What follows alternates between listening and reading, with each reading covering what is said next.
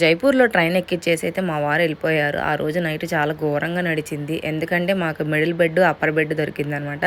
Middle బెడ్‌లో అయితే పాపను పడుకోబెట్టాను. సింగిల్‌గా ఎప్పుడు నేను పడుకోబెట్టలేదు. ప్రతిసారి మా ఆయన నేను ఉంటాం కాబట్టి నా దగ్గర అక్కుగాడు, పాపనేమో వాళ్ళ డ్యాడీ దగ్గర అలా పడుకునేది.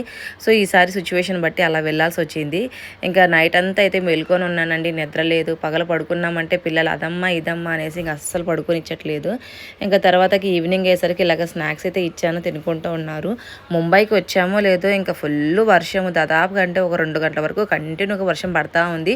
బయట వర్షము, లోపల చూస్తేనేమో ఏసీ ఫుల్ పెట్టాడు. బాగా చలి పెడుతుంది.